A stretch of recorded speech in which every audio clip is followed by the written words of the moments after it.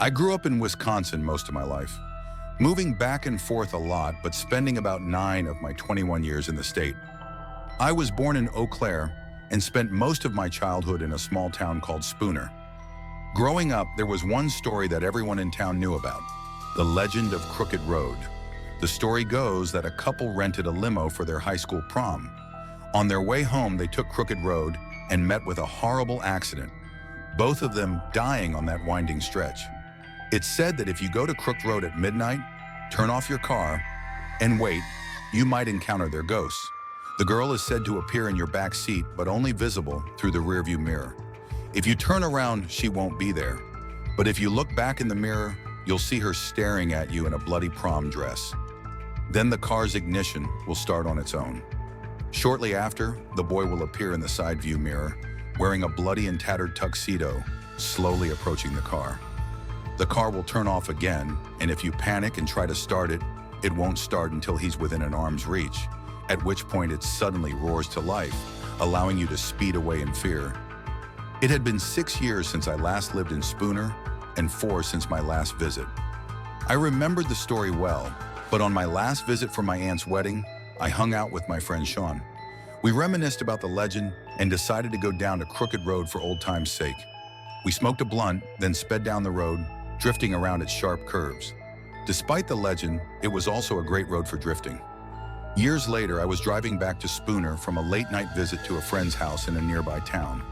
It was a foggy night, the kind that makes every shadow look menacing and every sound amplified. I found myself on Crooked Road, the tale of the prom night ghosts creeping back into my mind. I decided to test the legend. I pulled over, turned off the car, and waited. Midnight had just struck, and the silence was palpable. As I glanced into the rearview mirror, my heart nearly stopped. There she was, a girl in a blood-stained prom dress, her eyes fixed on me. I spun around, but the back seat was empty. Looking back in the mirror, she was still there, her gaze piercing through the fog. Suddenly, the car's ignition fired up on its own. My heart raced, and I gripped the steering wheel. Then, in the side view mirror, I saw him, the boy in the tattered tuxedo, slowly making his way towards me. The car turned off again, and panic set in. I tried to start the engine, but it wouldn't turn over. He was getting closer, his face contorted in agony. Just as he was within arm's reach, the engine roared to life. I floored it, the tires screeching as I sped away, my heart pounding in my chest. That night, I became a part of the legend of Crooked Road. The story I had heard all my life was true. The ghosts of the prom night couple still haunted that winding stretch, forever reliving their tragic end. And now, whenever I drive down that road, I can't help but glance at the rearview mirror, half expecting to see those haunted eyes staring back at me. In August of 2021, I embarked on my first and last trip to Rock Island in Wisconsin. After 2 ferry rides, I arrived around 2 p.m. I had booked the remote campsite E, a backpacking site over a mile from the dock. My pack was heavy, so I took my time hiking, soaking in the scenery. Once at the site, I set up my tent, gathered sticks and driftwood for a fire, and began to settle in. On my 3rd trip from the beach, I heard a high-pitched squeal from the forest. It was distant, but unusual enough to stop me in my tracks. After a tense 30 seconds, I resumed my tasks. As I was setting up the fire, I noticed someone running towards me from the direction of Site D. It seemed odd, as there was no direct trail. My first thought was that this person needed help. It looked like a woman in loose gray clothes, but the distance made it hard to see details. I stood up, and just then, I heard the squeal again, this time much closer.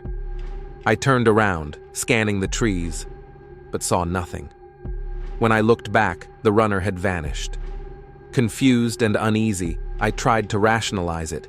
Maybe it was a fellow camper from Site C or D. That night, I struggled to shake off the strange events.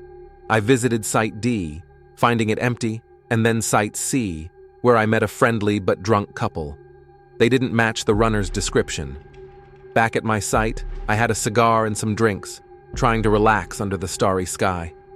Eventually, I fell asleep. Around 2:30 a.m., A storm woke me. Thunder boomed and rain poured down. I lay in my tent, feeling exposed as the wind howled.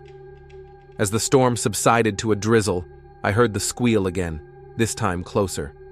Footsteps followed. I sat up, knife in hand, trying to calm myself, thinking it was just an animal. The footsteps moved away, but then a loud squeal erupted right outside my tent. My heart pounded. I forced out a stern, "Get out of here!" And after a tense hour, the noises stopped. Morning came and I found my picnic table overturned. Deciding to leave the island, I rationalized that the wind had blown it over. After a quick breakfast, I went for a hike, trying to enjoy the island despite my fear. I visited several sites, including cemeteries and the Potawatomi Lighthouse, but the eerie feeling lingered. Back at the dock, waiting for the ferry, a man approached me, asking for a lighter. He seemed friendly, and we chatted. He claimed to camp in the East Cemetery and the woods south of the lighthouse. When he mentioned the screeching noises, my heart raced. He told me, "A demon lives on this island." I didn't laugh. His warning to avoid the cemetery and his cryptic words, "Keepers of the Flame," haunted me. Once home, I researched Keepers of the Flame and found references to the Potawatomi, lighthouse keepers, and a 19th century cult. Despite the beautiful scenery and historical sites, my experience on Rock Island was enough to convince me never to return. My suggestion: do not go to Rock Island. I was hiking through the woods in Northern Highland State Forest, scouting for potential deer stand areas.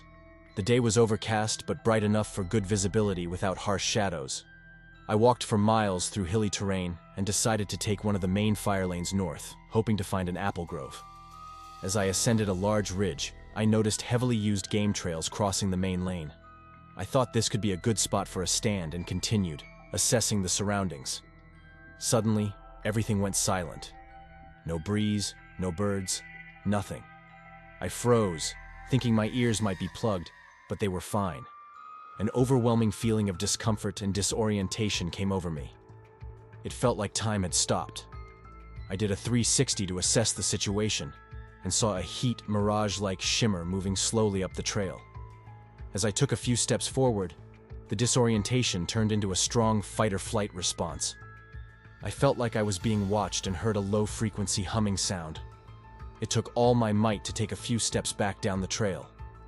As I moved, the humming faded, and the forest sounds returned. The disorientation subsided just as quickly. I hiked back to the highway, got in my car, and noticed strange radio interference. I decided to go home.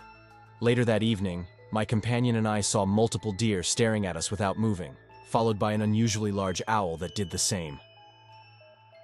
As I walked back to the house, I witnessed ball lightning above the structure. I found my companion inside, standing in his boxer shorts, facing a wall with no recollection of how he got there. He'd gone to bed hours earlier and missed the lightning. I did not sleep that night. I often wonder what would have happened if I had continued up that trail. I have never returned to that specific location in the Northern Highland State Forest. I hope you found these stories as chilling and unsettling as I did. It's a stark reminder that sometimes reality can be stranger and more frightening than fiction.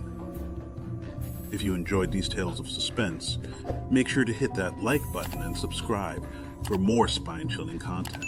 This is your host, Nicholas Black. Until next time.